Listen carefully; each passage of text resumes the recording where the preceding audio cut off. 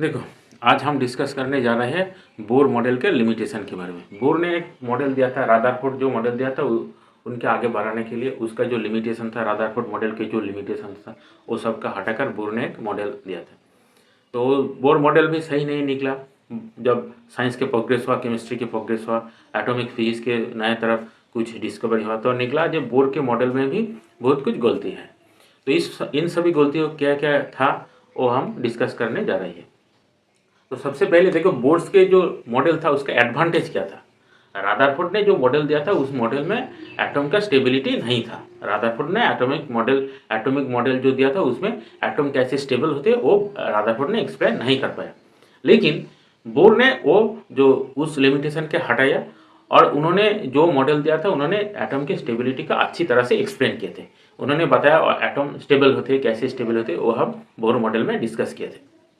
और एक बात देखो, रादरफोर्ड मॉडल में क्या था, जो एटॉमिक जो स्पेक्ट्रा था, हाइड्रोजन एटम के जो स्पेक्ट्रा था, कैसे हाइड्रोजन एटम के स्पेक्ट्रा हुआ करते थे वो सब रादरफोर्ड मॉडल में एक्सप्लेन नहीं कर पाए।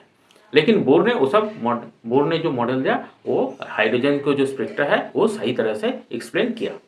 तो ये सब था बोर मॉडल का जो एडवांटेज था, इसीलिए बोर मॉडल के बहुत सक्सेस माना जाते हैं। बोर मॉडल के जो है वो बहुत ही एक्सेप्टेबल था। लेकिन बोर्स मॉडल में कुछ लिमिटेशन था।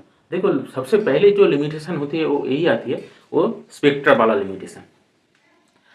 हाइड्रोजन एटम जब बोर ने बोला था कि हाइड्रोजन, मान लीजिए ये हाइड्रोजन न्यूक्लियस है और ये N1 है और N2 है। क्या है? N2 है। तो जब इसी इलेक्ट्रॉन इस ऑर्बिट में जंप करेगा तो ये एमिशन रेडिएशन एमिट करेगा। और क्या है, और इसमें जो मैं यहाँ से यहाँ एमिट करेगा तो है रेडिएशन एमिट करेगा एच न्यू डेली। डेली इक्वल टू क्या होगा, एच न्यू हो जाएगा। ऐसे रेडिएशन एमिट करेगा। तो बोर ने बोला था ये लाइन होगा, एक लाइन। जब यहाँ से यहाँ तक इलेक्ट्रॉन जाम करेगा एक लाइन होगा। क्या बोला बोर ने? बोला एक लाइन मतलब क्या है, जो एक ही विजिबल, मान लीजिए ये रेड, ये क्या होगा, मान लीजिए ये रेड होगा। बोर ने बोला था रेड ही लाइन होगा और कोई लाइन नहीं होगा, रेड की एक सिंगल लाइन आएगा।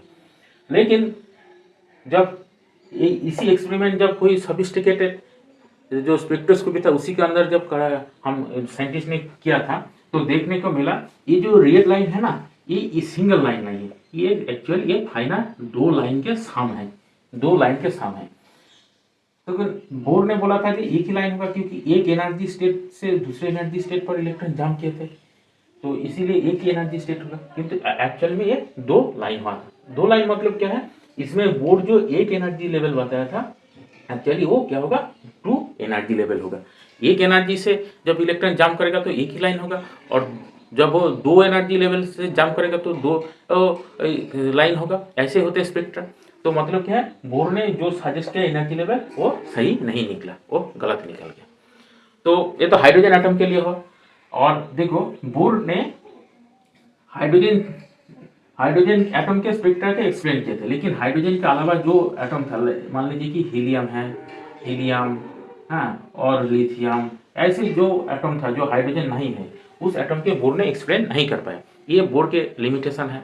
और एक लिमिटेशन क्या है, जो स्पेक्ट्रा है, ये जो स्पेक्ट्रा निकलते हैं वो जब मैग्नेटिक फील्ड का अंतर जब हम एटम के रखते हैं और इलेक्ट्रिक फील्ड में रखते हैं तो वो स्पेक्ट्रा डिवाइड हो जाती है। और स्पेक्ट्रा क्या है, डिवाइड होने का मतलब क्या है, वो जो स्पेक्ट्रा है वो और लाइन से डिवाइड होती है। तो ऐसे जो इफेक्ट है, इलेक्ट्रिक और मैग्नेटिक इफेक्ट है स्पेक्ट्रा के ऊपर, वो बोर ने नहीं एक्सप्लेन किया था। ये हुआ बोर के सबसे बड़ी डिसएडवांटेज है।